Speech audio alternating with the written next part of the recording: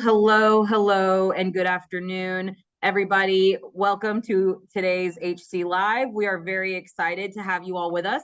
For those of you all who haven't been with us before, my name is Colleen Baker. I am a producer here at the Houston Chronicle and for the HC Live series. I firstly want to make sure everyone can hear us okay. I see the numbers are coming in, people are logging on. Start by, in the chat feature, telling us where in Houston you're living, where you're tuning in from. Are you at work? Are you at home with the kiddos? Or are you in the Galleria area like Evan and Lisa and myself reporting live from the Houston Chronicle building? So I see Bel Air is already in the chat. Someone's working downtown. I see Kingwood is on, and First Ward proud, and I will say loud and proud just to add the extra and someone is actually tuning in from work at U of H. So excellent. That means you all can hear me. That means we are on track. Start automatically. You're already in the chat, dropping your questions for, of course, the man of the hour, Evan Mintz, and of course, the woman of the hour, Lisa Gray. These are two of the formidable forces that are running the opinion team. Obviously, Raj Munkad is also one of these people. Rahina, Leah, you all know these people that write and opinionate on all the things Houston daily. So start submitting your questions in the chat below, and we will get to as many as we can. And I do want to just take a second while you all are submitting your questions for Evan and Lisa. I am in the room where, it happens, to quote Hamilton.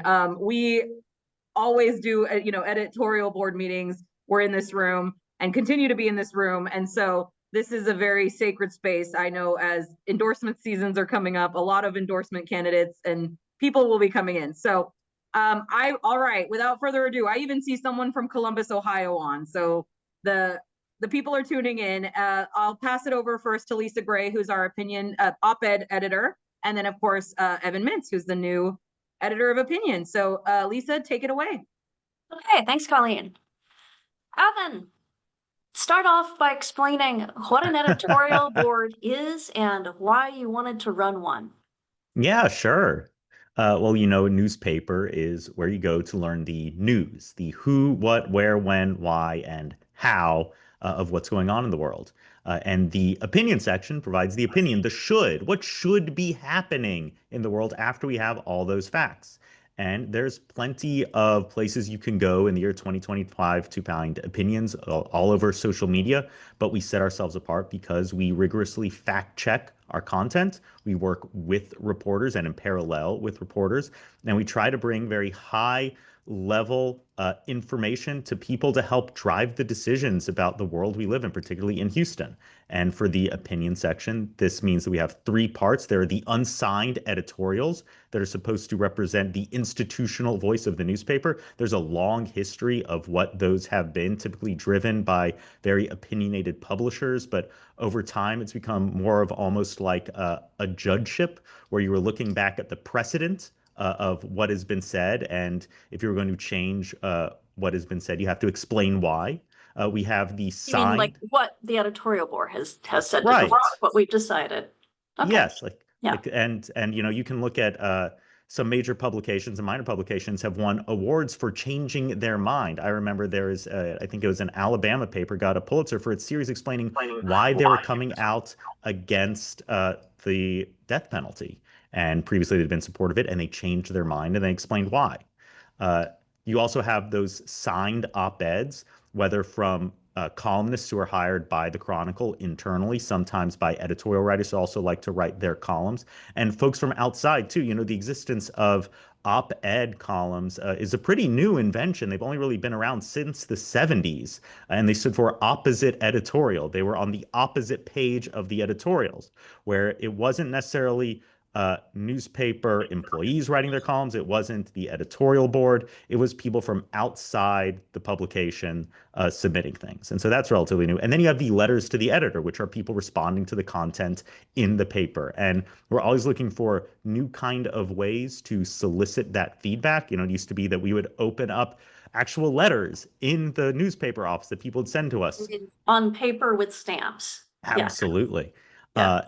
And then, a lot more emails. And now it is submission via Contribly, this sort of online process. We're trying to figure out. Okay, so if we throw out a question online and people answer it online, and poof.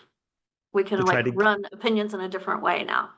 Yes, it's a little more targeted than it used to be of just seeing what people would write in, but really try to find ways to make sure that we remain at the nexus of conversation in Houston.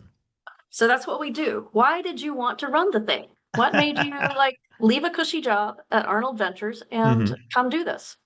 Well, I love Houston, and I love talking about Houston and arguing about Houston and talking to Houstonians. And Houston is a big, important, thriving, growing city region. And we are not a place that talks a lot about ourselves. There's not a lot of navel gazing about Houston, which is often a good thing. We just kind of do and work and move forward.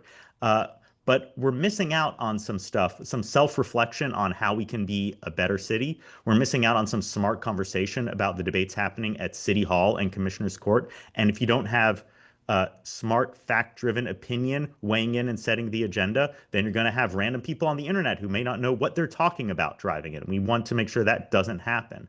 We're also seeing, particularly in an age of social media, that a lot of political narrative is driven by a national level framing of Democrat versus Republican, red versus blue, liberal versus conservative. And anyone who knows anything about Houston knows that's not really how Houston operates. A lot of the, for example, pro-immigration, pro-diversity policy and rhetoric was not necessarily driven by progressive groups throughout Houston's history. It was driven by the business community because they wanted to grow, they wanted more consumers, more businesses, and they saw and they a lot of realized that financial. this is a diverse market. Yes. This is how we go forward. Right. Yeah. The This attitude is has our been, workforce. if you want to move here and you want to work, we want you to be here. And that Okay, and was, you wanted to drive this conversation about Houston? You wanted yes. to referee it? You wanted to, how did you see your role in it? I mean, I viewed it, one, as making sure that on the editorial side, we are weighing in on the conversations that are happening, that we are So helping on to those set that unsigned dialogue. Voice of God editorials. And in the Yeah. op-eds a bit too. Also that we are driving policy change at a city level. Often the debates about specific policies are just kind of driven by anecdotes or what people think or feel, or this is what I saw, and really make sure that we are getting some good facts and data and rigorous research to help influence these conversations. And I also want to do a really good job of trying to connect Houston to those national conversations where we get overlooked. I read the book Abundance about the need. Recline. Yes, Ezra Klein and Derek Thompson talking about how one of the big challenges facing the United States today is that it's really hard to build things, that a lot of well-intentioned regulatory and environmental issues that were pretty necessary at their time to deal with the concerns of pollution and overdevelopment in the 1970s have kind of been mutated beyond their original intent and are standing in the way of clean energy, and they're standing in the way of housing, and they're standing in the way of all these good things. And if there's been any one city that has avoided a lot of this, it's Houston, because we didn't have zoning and we really made it easy to develop and grow. And as I read this book, I was kind of shocked that they spent more time focusing on, say, an emergency response by the governor of Philadelphia or the governor of Pennsylvania, than say what Houston was doing right and what Texas was doing right and holding us up as a model. And I think a lot of it is just Houston is not a city that talks about itself all that much. And it's something that is inherent in our civic DNA. When you're a city based on oil and gas, you don't really need media coverage to sell your wares. People are going to buy gasoline and petroleum and plastic one way or another. If I'm saying San Francisco, it's a city that relies on the tech sector and the tech industry to drive it. And you need good media coverage for all of your cool whiz-bang whatever iPod stuff that you want someone to buy. No one needs this. You got to make them want it. And so historically, the city has fostered this relationship with media coverage in ways that kind of lift it up and make it sort of punch above its weight in terms of cultural influence, while Houston has not.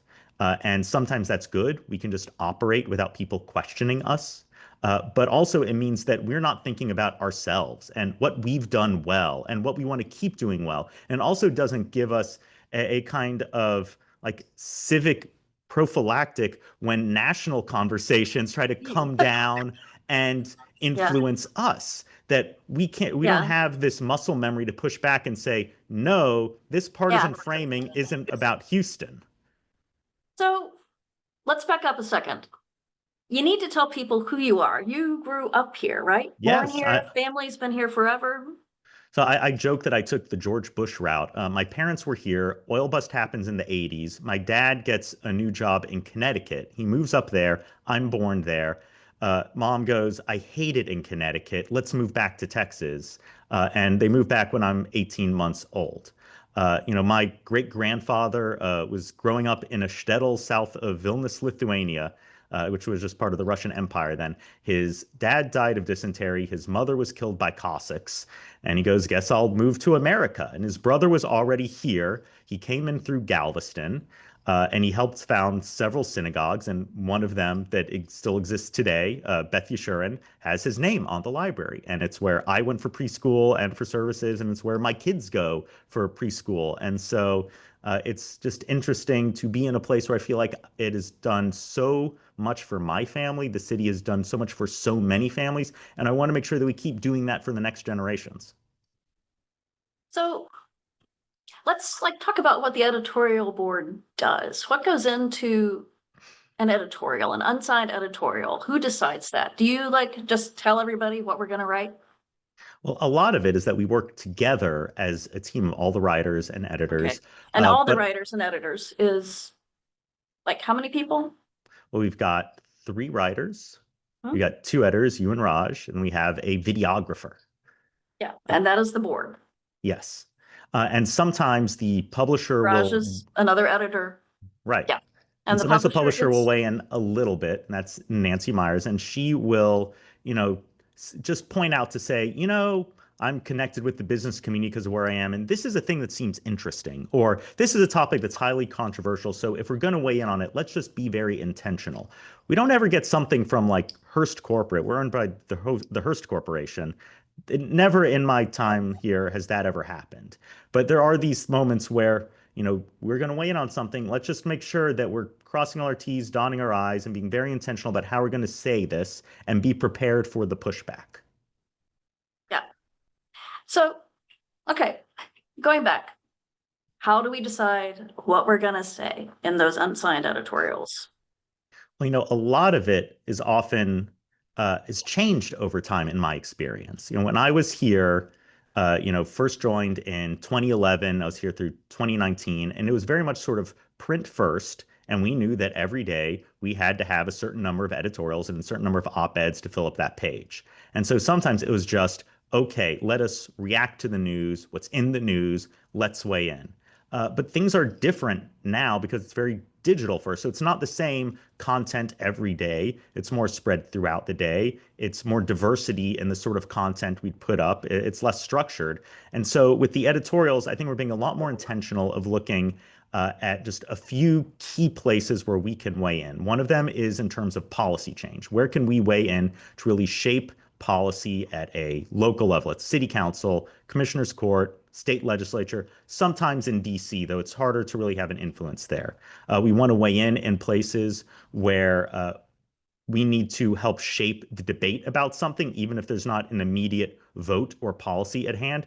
What's going on at Commissioner's Court? We had a piece recently just asking whether Judge Lina Hidalgo is going to run for re-election or not. That is an important question that needs to be asked out there because voters deserve to know, and all the other candidates may be sitting on the sidelines waiting to see it, and it denies everyone else a chance to have a full campaign. The background issue is what is good for the Houston area. That's the lens you're looking through. Everything I like to view through a lens of what's good for Houston. And you like to say we're biased for Houston. And so we'll weigh in on some things that are Houston issues and show how they connect at a national level, even if we're not really going to super shape the debate in the same way we could do locally, even if not we're going to change the policy outcome immediately. But to say there is a conversation, something is happening around energy or immigration or development, trade, those things where Houston has a unique perspective and specific experience, we want to weigh in on that. And we want to try to plug that Houston voice into the national dialogue so that we are not sort of steamrolled by perspectives from folks from, DC or LA or wherever. And or hopefully, Austin. or Austin, and hopefully get them to listen to us and see things from this perspective, because Houston doesn't fall along easy partisan lines. What's good for Houston doesn't fall along easy partisan lines, and all too many people can only view the world or have trained themselves to view the world through that frame. We also want to lift up the stories in Houston about positive things. The greatest bias in media is one of negativity. We reports on the planes that crash, not the planes that land. And I think this really drives a lot of cynicism in how people view public policy and society. And it's made even worse by the fact that right now so much media consumption is through algorithms that reward engagement. And so they reward negativity because that's what people click on. That's what they do. And so we can very intentionally identify those moments when, City Hall, the legislature, whoever, pass some law, pass some new regulation, and there's no real follow-up on it because it's working. The dog's not barking. The plane's not crashing. There's not really a Can you give an story example there. of one of those? What's one that's interesting? Okay, so one that was really interesting to me was the misdemeanor bail reforms, the O'Donnell settlement, that basically said, before we had this in place, there were stories about people who were stuck behind bars, still legally innocent because they couldn't afford $500 bond. They didn't have $500. So they get stuck behind bar. They can't go to work. They can't go back to their family. Some of them will even plead guilty to crimes they didn't commit just so they could go home. And we've done some great reporting on that and not lose their job. Not get stuck in a terrible county jail. Without someone to supervise, right. And so there was litigation, and a federal judge, and upheld by the conservative Fifth Circuit, found that, this system of cash bail that we had in our misdemeanor low-level courts was unconstitutional. It violated 14th Amendment due process. And so the county settled it, came up with some new rules, and basically made a presumption for a narrow group of cases for these lowest level charges. If you're not out on bail, if you're not on probation, if you're not parole, it doesn't apply to second DWI charges, doesn't apply to family violence cases. You get a presumption of release. Basically, it's like one strike and you're out.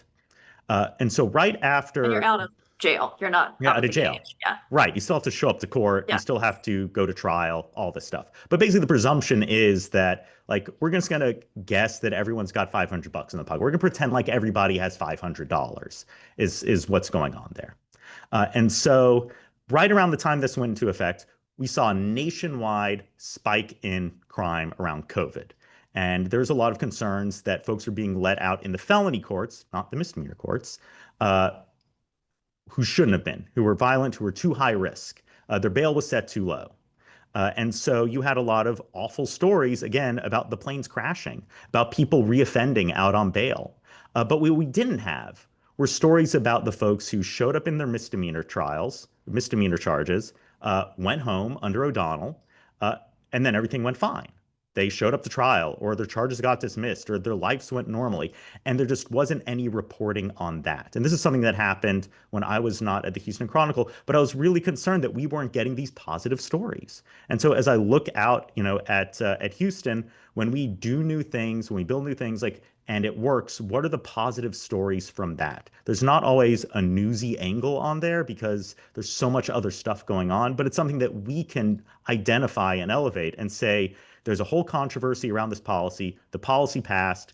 Everyone's kind of ignored it because it's working fine. We want to elevate and show that it's actually working. Yeah.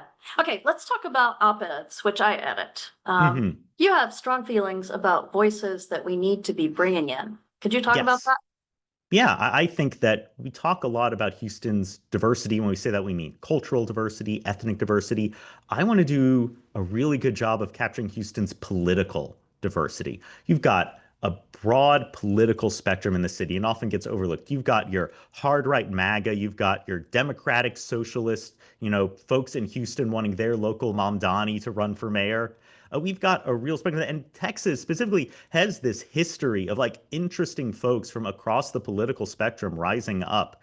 And I want to make sure that when people go to HoustonChronicle.com/opinion, they know that if they keep reading it, they're going to see it as a mirror of the city. And you're not going to see your own perspective reflected back at you every day, but you're going to see it eventually, and you're going to know that you can see it on a regular cadence. And my hope is that we can burst some people's partisan bubbles. If you are on social media now, it's really easy to just surround yourself with the folks you agree with, and perhaps even worse, expose yourself only to the worst of everyone else. You see the craziest folks from across the political spectrum get lifted up, and they become icons of their own views, of that own sort of segment. And what I'd rather do is find the Houstonians who do the best job of representing their own little political segment and their steel man, their strongest arguments for what they believe, so that we can engage with each other earnestly and we can actually see what folks think, and not just who the dumbest person is who got on TikTok and said something ridiculous that makes them look bad. So Like there's I sort said, of a know your enemy reason. Why would I want to read somebody who doesn't agree with me? This is the right. best argument that can be made.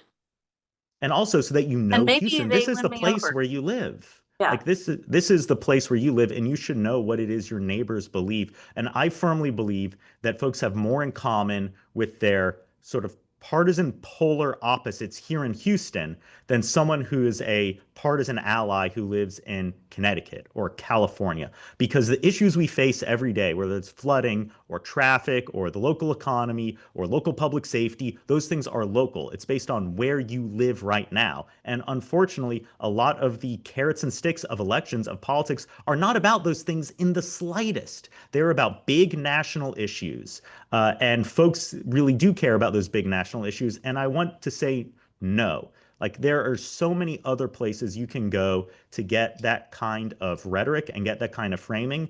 But I want the Chronicle can be one of the few places you go to get that Houston view on stuff and really lift up conversations and debates about the place where we live. And if we do get into partisan framings, then I want those Houston voices to be part of it and say, like, well, how does a Houstonian talk about this? How does a Houstonian think about this? So you're creating sort of a Houston bubble in a way. You're Yes. maybe elevating the Houston view of the world. What is that? What goes into that? What do we have in common here?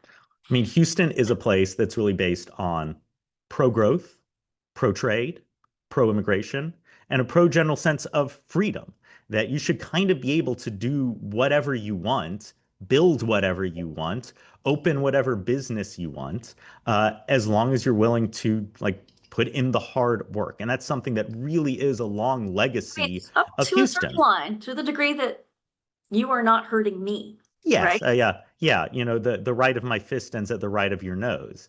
But that often in other cities, there is this concern about the aesthetics of it. Oh, this is kind of ugly. Oh, I don't know if that belongs in our neighborhood.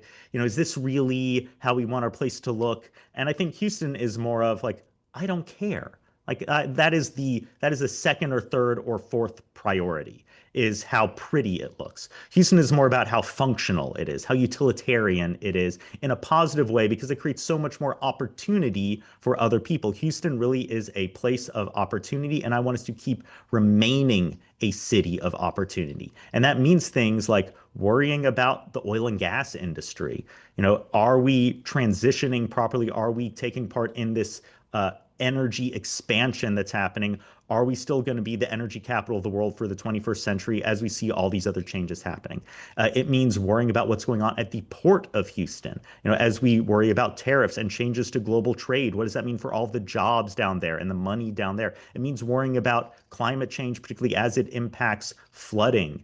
One of the big fears that I think every Houstonian should have is that we get a big Category 5 hurricane that aims right at the Houston Ship Channel and knocks over all of those storage facilities for the chemicals and gases and plastics. And we basically have an Exxon Valdez right in the middle of Houston, rather than in the middle of... Exxon Valdez? The Exxon Valdez was one tanker. I mean, know, this if would it be... hits the ship channel, it's an order of magnitude. It's Yes. different, bigger. Yeah. No, this is like a fossil fuel equivalent of a nuclear meltdown is what it would be. And that's one of the reasons why I'm always hammering on building the Ike Dike, on building a coastal storm surge barrier to protect us from this. And even Okay, yes, Bill Kelly just said, wait, so build the Ike Dike? Okay, yeah, what he's talking about there is like this thing you harp on forever on X, which ought to be still called Twitter. yes. Why are you always saying build the Ike Dike to Well, any, two almost reasons. any line of discussion? Yeah. One of them is that I don't want to die in a flood. I don't want to die from chemical exposure, and I don't want Houston to die from this. I don't want to see gas prices skyrocket. I don't want to see the city that I love turned into just one giant brownfield that no one can live in, and you can never go fishing in Galveston Bay again, and you can't live here because it's just far too polluted and deadly. I don't want that to happen.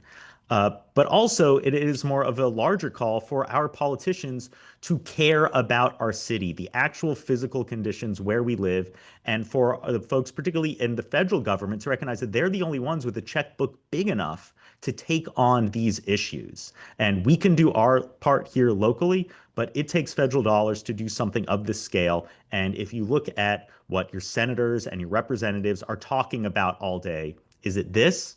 No. I mean, And in a weird way, like big federal projects like that pull against the Houston ethos. This idea that, by God, we're going to build it ourselves. We don't need nobody else to do this. Well, the Houston Ship Channel, when we dug the Houston Ship Channel, it was the first project that was matching local dollars alongside the federal dollars. And we really set the standard for that. And we're still doing that. Yes, we need the federal government to come down and help us with the ship channel. But the state of Texas created a special taxing district to raise that revenue at a local level. So we are doing our part here. At the same time, Houston and Texas have always kind of relied on some of these big federal projects to help us grow. The big inch and little inch pipelines that moved Texas oil up to refineries in Pennsylvania during World War II, that was the federal government. Building the Johnson Space Center, there's no real reason to put that in Houston. But our advocates in Washington, D.C. helped make that happen. We are Space City because we had a good congressional delegation that cared about Houston. And it's hard to find folks who still care about that and make that the top priority in the same way. Yeah. All right. I want to back up a little bit now and talk about you as a human being. So it's true you drive a minivan? I do drive a minivan. I drive a Pacifica. It's a plug-in hybrid. It goes about 30 miles on a charge and then it switches over to gas. I drove carpool this morning for my daughter and her friend. I have two kids, a 7-year-old Sophie and a 4-year-old Franklin. And my wife, Melissa, is a psychologist and award-winning author with an expertise in childhood trauma. So she makes my job as a dad a whole lot easier because she's very good at this, at being a mom. But it's my job sometimes to mess stuff up a little bit too. Just to make sure the kids get a normal experience. And also to remind her that every day she is helping kids deal with some of the worst stuff in the world. And so when she comes home, if our kids are a little distraught, it'll be fine. They're not dealing with really bad stuff. Yeah. So you wrote an op-ed before you were back on the editorial board about sort of the dad view of the world. Yeah. Can you talk about that? So I think that as a dad, I already have to deal with a whole lot of stuff. I've got to help my kids get to bed and make sure dinner's made. I've got to, figure out schooling issues and take care of the house. And once all that is done, I'm very tired. I'm kind of exhausted. And I don't need politics to add any more chaos to my life. And I'm often distraught by other kind of older white men who look at the world and are like, yeah, I want Donald Trump to mess stuff up. Or folks on the left who are my friends, we really need to have a revolution. And that's the only way we can change things. All of this sounds like a lot of work. All of this sounds like it's going to add more mishigas to my life. When really, I want things to be a lot more chill. I like politicians who are going to be doing fun, big infrastructure projects. I want politicians who are going to help me figure out how I'm going to pay for things and make things cheaper at the grocery store when I go grocery shopping. I want politicians who are going to say, we're going to calm stuff down a little bit more. I'm going to make things a little more boring for everyone. And there's this problem now because I think politicians get rewarded for getting attention, and they get attention by being exciting. Look at what Gavin Newsom is doing and his kind of mocking social media tweets where he's aping Donald Trump. But it worked And that's bad. It's bad that that's the way you get attention. I want politicians to get attention because they are incredibly dull and effective. It's like my minivan. It doesn't have to look good. It's just got to get the job done. So that's one of the things we've got to balance here on the editorial board. We've got to be interesting, and yet Mhm. many of the policies we end up advocating are boring. I think part of it is finding ways to match the research, the data, the rigor with compelling anecdotes that kind of highlight those things. And so, often I will mutter to myself that, every anecdote needs a data point and every data point needs an anecdote. Because really people understand the world through narrative, through stories. At our core, we are a bunch of, pack monkeys all living together who like learn things or know things because someone who looks like me and acts like me and I trust told me something. It's like, oh, that must be true. And in reality, that is not how we know stuff. As we learned in the scientific revolution during the Enlightenment, that you've got to look at stuff and write it down and then test it again and then write that down. And it's kind of boring to do things like that. But that really is how we know what's true and what's not. And it's something that is very contrary to the way that our bodies actually do trust people.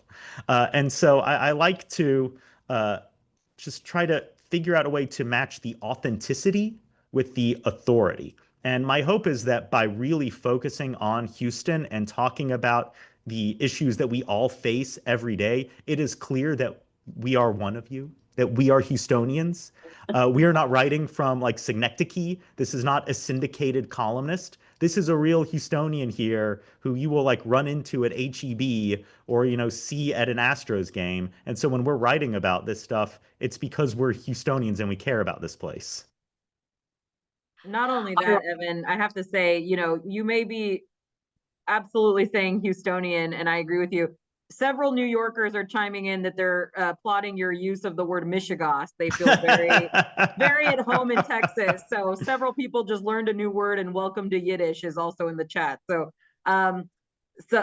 definitely not lost on people. But I want to take a quick break because now is about the halfway mark, and this is really where we see people chiming in with questions. And there's a lot that I think both you and Lisa Gray can weigh in on. And one of them at first, actually, as I've been scoping the questions, one of them that came through was actually asking, do you think the Chronicle will ever become a public newspaper? And I'll put that in quotes myself, like the Texas Tribune. And I first want to say that there is a distinction that's important that before Evan and Lisa weigh in, the first point would definitely be, and Evan and Lisa will weigh in on this, the Tribune does not have an editorial board. Their journalists do an entirely different type of opinion journalism. And I'm not using that in quote as in, sarcastically. They just have a different process. They do not have an editorial board. The second thing is obviously worth noting, the Chronicle actually does have a partnership with the Tribune and ProPublica. It's not through the editorial board necessarily, but it's more of our investigative team that handles that. So even though it may seem church and state, so, to kind of use a little bit of a phrase there, the Chronicle is definitely not like the Tribune, but in some ways, obviously, we work with the Tribune, and the same thing can be said for, other newspaper outlets in Texas that are not necessarily Houston-based, like the Dallas Morning News or things like that, the Austin American Statesman. So it all works in a different way. But Evan, I guess first point, what do you think about that? That statement, could we ever be like the Texas Tribune? What do you think? Well, we're kind of in this inflection point in the media industry where legacy for-profit publications, like the Houston Chronicle were owned by a private company. That sort of business model is kind of reaching a lot of limits, particularly as we've transitioned over from print society to digital. And, print publication makes a large share of its money, not from subscriptions, but from print ads. That really has historically been the driver. But as we've seen a shift towards online advertising, and that's the place where eyeballs go, that market's fallen apart in a lot of ways. And a lot of publications can no longer sustain themselves. And we've lost tons of newspapers across the country. And so there has been this idea of, okay, well, if the for-profit newspaper is not a sustainable model, but for some of the really big papers, New York Times, Wall Street Journal, but also the Houston Chronicle too. What is the replacement? Where else are we going to do? And so you've seen a lot of leaders in journalism and in philanthropy say that maybe the answer is nonprofits. Something a little bit like, NPR has been this for a long time, a nonprofit publication. And so can we set this up more in a print way, rather than over radio? And so we've had folks, really founded by Evan Smith, supported by philanthropists like John Arnold and Laura Arnold, who I used to work for, have supported this model to see if this is something that is sustainable, that can help fill those gaps and replace the reporting that has fallen away. And we've seen some successes. Texas Tribune's been very successful. In New York City, you have The City, you have ProPublica, that we partner with a lot, operates like that. The Associated Press has started their own nonprofit arm to try to plug into these revenue streams at a time of sort of declining traditional revenue. And you've even seen some publications that were for-profit transition over to nonprofit. But I don't see that as something that really is in the Chronicle's future. The Chronicle remains profitable. We are owned by the Hearst Corporation that, as far as I can tell, really likes owning newspapers, and they do a very good job of managing them. Unlike sometimes when you see private capital buy up newspapers and they kind of squeeze them to see all the blood they can get from a rock and then, leave them to wither and die. We get investments, we get support. And so there's not really a reason to that transition. And at the same time, if you are a nonprofit, you lose some flexibility. You cannot be as politically engaged and really do endorsements in the way that the Houston Chronicle Editorial Board does. So we won't be able to provide that info. You can't really do advocacy in the same way. Also, if you're a nonprofit, you have to reveal your 990s. You have to show how you pay people internally. And that can kind of reveal some stuff that maybe a newspaper doesn't want to reveal. It creates vulnerabilities for people who are doing really hard-hitting reporting against important people and opens them up to attacks and criticism that they might not want to see. And so there's just a lot of downsides internally when you're a nonprofit that you don't necessarily have as a traditional corporation. But at the same time, they're doing great work over there. Absolutely. And so Yeah. I view it, as, may 1,000 flowers bloom. There's a role for all of us to take part in this. And really anyone who is trying to do reporting in the year 2025, who is trying to figure out how we can hold the powerful to account, how we can provide information to the people, is doing good work. And Lisa, actually, I do want to say, because I want to talk to you about this as well, the 5 newsrooms that are taking part in that kind of Tribune ProPublica partnership are also El Paso Matters, the Fort Worth Report, the Texas Newsroom, and WFAA. And really all it comes down to, like what Evan's talking about, it's meant to be focusing on how the powerful in Texas wield their influence. And obviously from the op-ed level, Lisa, you are editing these op-eds that come in from people that are in powerful positions, and sometimes just the everyday Houstonian. We're trying to get, right. And we hear from the regular average Houstonian, like Evan's describing, that have important things to say from an op-ed perspective. What do you think? And Evan put us beautifully to talk about that. What do you think about that relationship between how the powerful are wielding in the changing of, newspapers and everything, and how we're working together and changing media landscape? Okay. So, with op-eds, it's all about getting a lot of different voices and ideas and points of view out into the world. So some of them, frankly, are the powerful people of Texas. We're about to publish an op-ed by John Cornyn, the senator. Absolutely. That is clearly the view from power. But we're also looking for voices of everyday humans on the front lines. If we're writing about HISD, I want to be sure that I've got not just the superintendent, not just the union head, but also the teacher, the student. Absolutely. That's what we hope for. We try for it. Obviously, rich and powerful people have communications departments. It's much easier for them to write op-eds, but we are looking for many other points of view. And actually, this is sort of related, but someone else was asking in the chat, has anyone at the editorial board ever worked in a city, county, state, or federal government position? And I would actually argue, and I think Evan and Lisa would agree with me, that there's a very, and Lisa and Evan were at the Chronicle before I was, for a while. So we extend, probably between the three of us, a pretty expansive knowledge of the different editorial board members throughout time. But a lot of Evan and Raj, for example, have experience in academia rather than, say, in a quote typical city, county, or state government Actually, role. Evan, didn't you work in a prosecutor's office? I Yeah, was in the Harris County DA's office for a few months right out of law school. Yes. yeah. I would say And that's probably the most recent I can remember as someone mhm. being, in that system. And you tell us, Evan, what is that experience like, and how you approach, again, what you do here every day?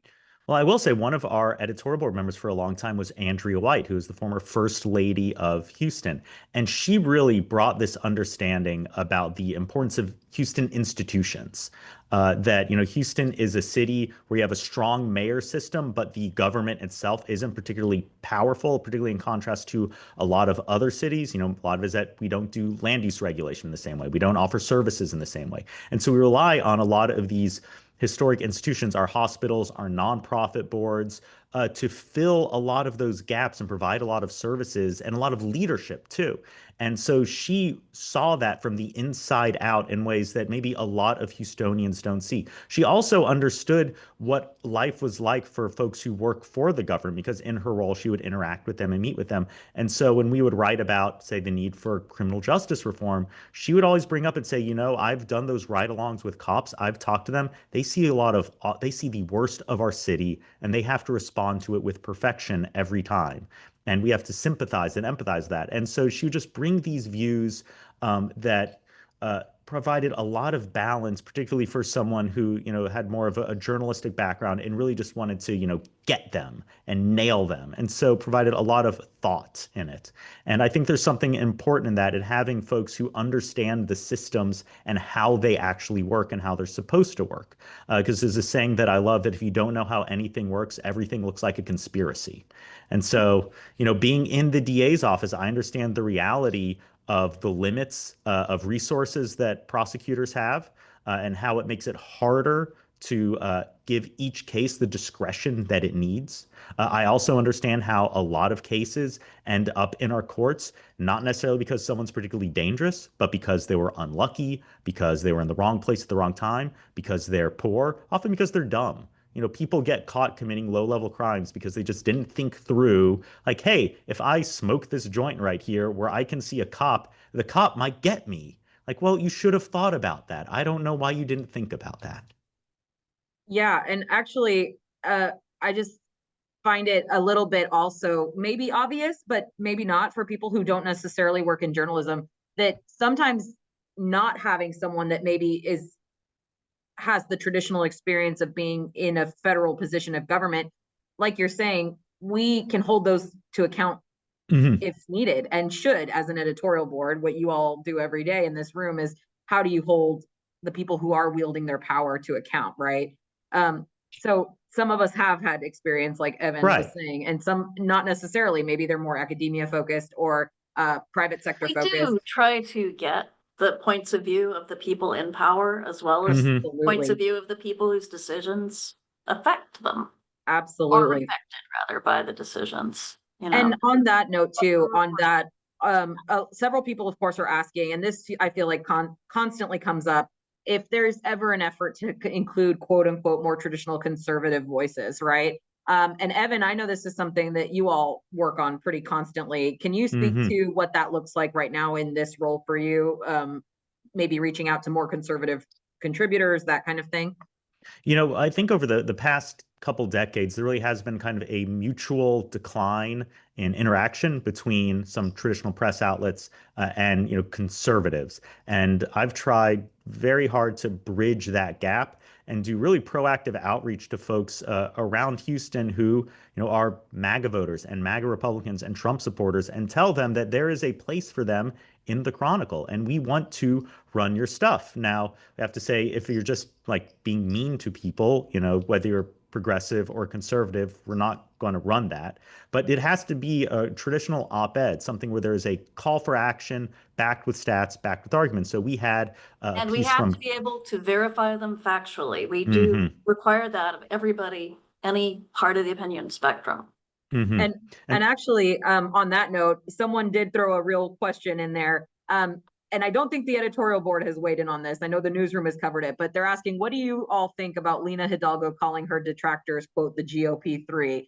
Obviously, you're not necessarily going to write an editorial about this, but Evan, you spoke very well about, parties now are more involved in groupthink and everything. It exists at every level, right? This is Right.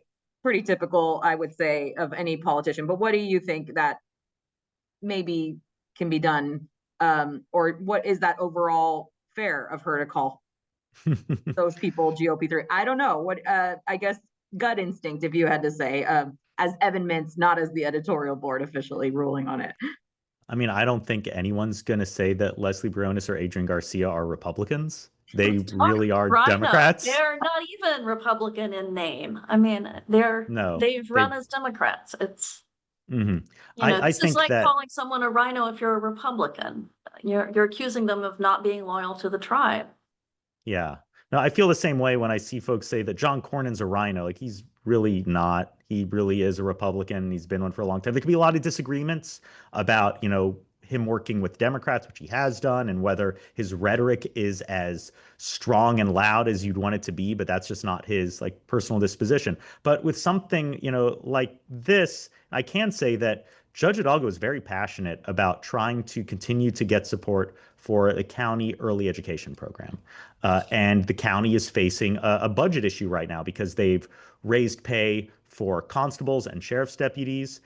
They expanded a lot of social programs, which I think are important because Harris County represents, the 2 million plus folks from the unincorporated county and don't have any other level of government. So there's a certain need for services that county otherwise may not be expected to provide.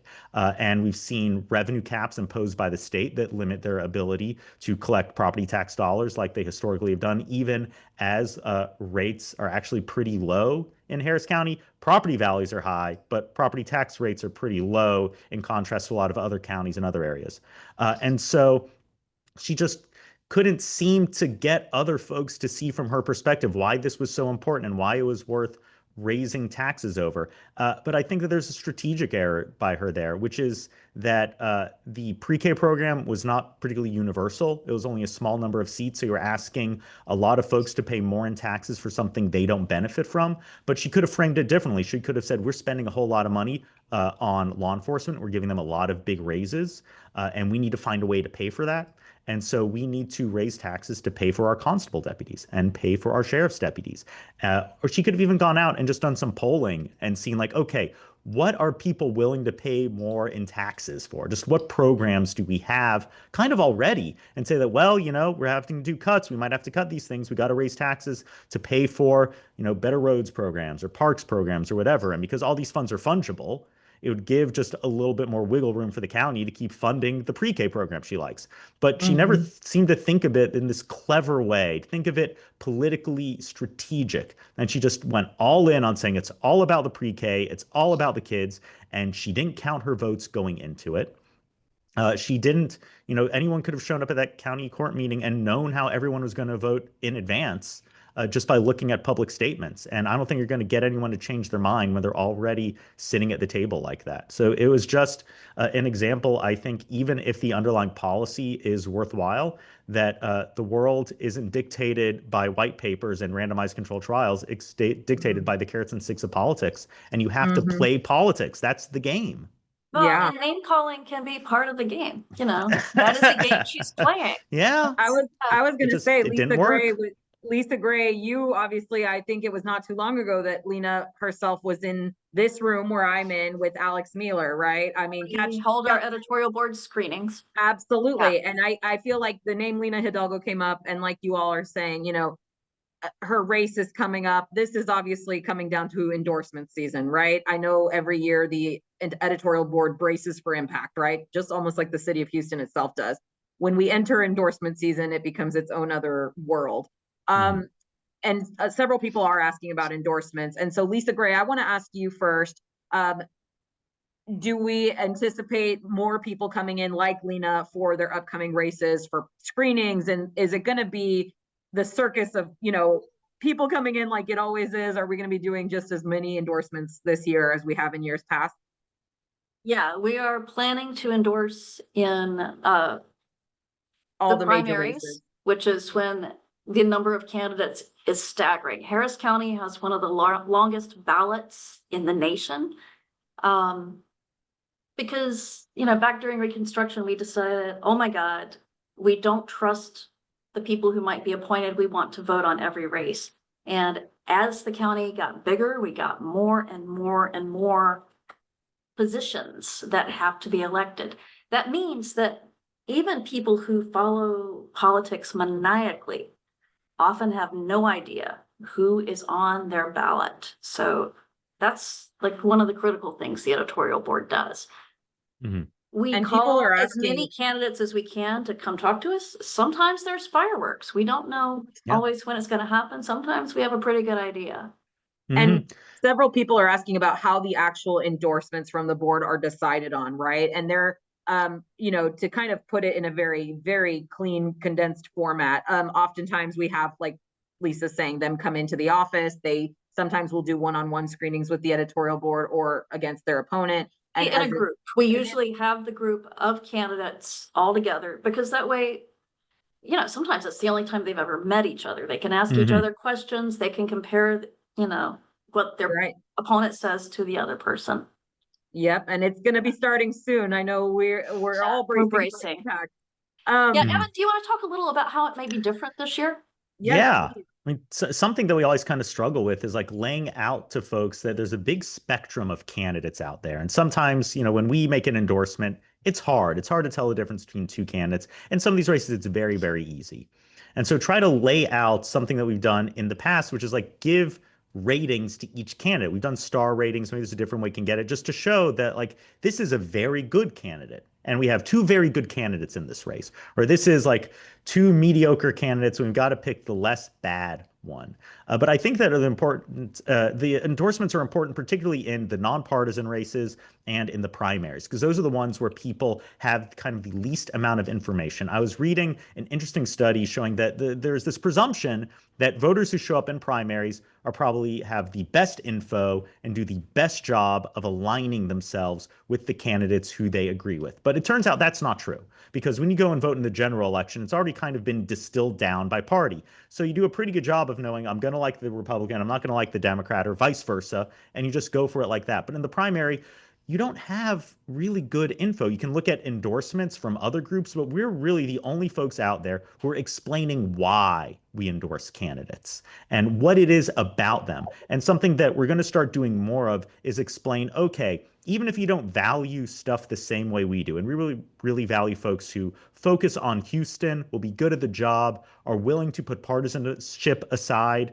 to move things for our city and do what's good for our city. There are folks out there who really are diehard partisans, and they care more about those partisan issues than they do about local policy. And so to try to highlight places where we can say, listen, if you're this sort of partisan, you might like this other candidate. They clearly are more of a red meat flamethrower. And if they're not really bad in other ways, we can recommend it in that way, because we know there are lots of different voters out there and we know lots of different priorities. And so we want to help folks find the candidate who's aligned with them, even if we don't 100% agree with you. What we also want to do is identify the candidates where we can say, listen, even if you aren't on the same partisan team as this person, even if we're asking you to cross over, this is the one race where you want to cross over. Or we can say, this person we know is on your team, they're really bad. Even if you don't vote for the other person, just skip it. And particularly in a place like Harris County, where you have like 90 races on the ballot and all of these judicial races, and we endorse all these candidates and we meet them, and I go to vote and like I don't remember half of them. I have to look at my notes. In those races, I think that people really rely on our endorsements because there's not a lot of coverage of it otherwise. But also, in judgeships, you can feel a little safe crossing over and voting for the other party, even in the general, because you're not going to have a major impact on policy making at the city or county or at the federal government. You're not really giving something to anyone who's got a direct line up the partisan ladder. You know, these judges, they run a courtroom, and a lot of the judges have same policies in that courtroom as the person who they're sitting next to at the table. And we've been in plenty of races where the two candidates, the Democrat and the Republican, will look at each other, look at us and say, like, listen, we're not running against each other. We just know that someone's got to win this race. And we actually both like each other, and we're glad the other one's running because we don't know how this is going to turn out. But there's some of those where, like, one of the candidates is really bad, and you can safely cross over and vote for them without really having any major impact beyond For that courtroom. instance, a judge who has an incredible backlog, who just isn't hearing enough cases. Mm-mm. Nobody wants that. Not No. Republicans, not Democrats. You need to, or a judge whose decisions are constantly overturned because they don't stand up logically. You don't want that. You can be bad at your job. Not And only then Yeah. you would agree on it. Not only that, but Lisa, I want to also chime in because y'all have been saying candidate, right?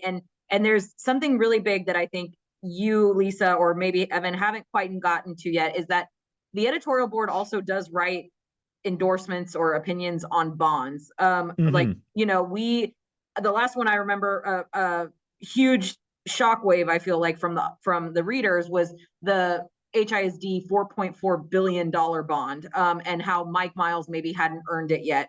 And Lisa Gray, you've been here and Evan have seen this too. When the bonds decisions are being spoken. When we were making that decision in particular, are you asking what went into it? Well, not necessarily even the HISD one, but someone else was asking about bail bonds, and obviously there's so many things that are up for. Those are very different. Yeah. Yes. So I guess do you look at it differently when you're weighing in on a bond versus a candidate? Like Evan's talking about that crossover. How does that look differently or the same? I mean, okay, with the bond, you're asking taxpayers to put up money. I would guess that the vast majority of the time, the Chronicle has endorsed bonds. Usually they're for building infrastructure. It's for something we really need. Usually they're good causes. But you have to trust that that money is going to be spent efficiently and well, and that the thing that it's going to do is in fact something that we need. We cannot waste taxpayers' money. That is one of those things that will sour people in government faster. And Evan, is there anything bond related that's coming up that you really want to sink your teeth into right now? Oh, I'd have to look at the agenda. I don't know if there's So any many big bonds coming up for the city or county or school districts for this election, right? There are going to be a lot of constitutional amendments on there, and we're going to be voting on those. Those often pass, but not always. And so we'll be digging into some of that, particularly because, if you mess up on a law in Texas, you can come back in 2 years and fix it. If you mess up on a constitutional amendment, it's really hard to fix that. And you've got to make sure you got the language right, even if it's well-intentioned, even if it's sort of moving in the right direction. If the language is flawed and is going to have consequences that nobody really likes, you've got to tell legislators, listen, like, go back to the drawing board, try it again.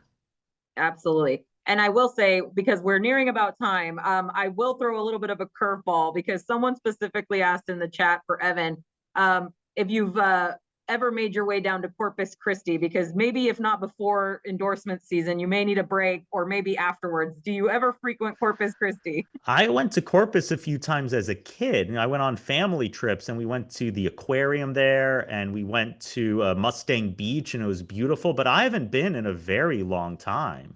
The two-story Whataburger is quite the tourist attraction. I will vouch for anyone who is from Corpus. Lisa Gray, what about you? Are you more of a Corpus Christi or a Galveston girl, or neither? Galveston's closer. That's where we take the dogs. That is fair. Okay. Yeah, my family loves Galveston. Yeah, absolutely. Well, I always kind of like to ask this question. Based off last week, we had such great responses, and I'll start with Lisa Gray. What is on your nightstand right now, if anything? Are you reading, or what is inspiring you right now?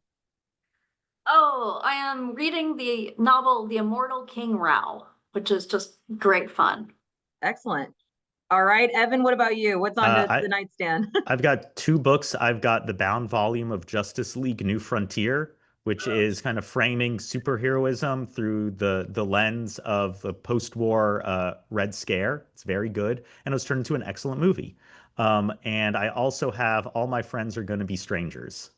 I love it. We had all the suburban women mayors of Sugarland and Tomball saying they were currently on their nightstands are about budget books about 200 inches thick. So Yeah. I think y'all might have a little different reading material, but I do that all day. yeah. Well, not the budget books, Yeah. the homework. Well, and Yeah. with that, we are at time. Thank you so much to Lisa Gray, our op-ed editor, and to Evan Mintz, of course, the editor of Opinion, and to everybody for joining us in the chat. If you submitted a question and are wanting to watch this over again, give us a day turnaround. We'll have this up in the entire interview on our YouTube channel for HoustonChronicle.com. And then we will have more HC Live events coming up soon. We're taking a little bit of a break for endorsement season and for the fall. So look to our YouTube channel for this entire interview, and wish Evan and Lisa good luck as they face on the endorsement season for everybody. And again, everyone have a great rest of the day. Thank you all.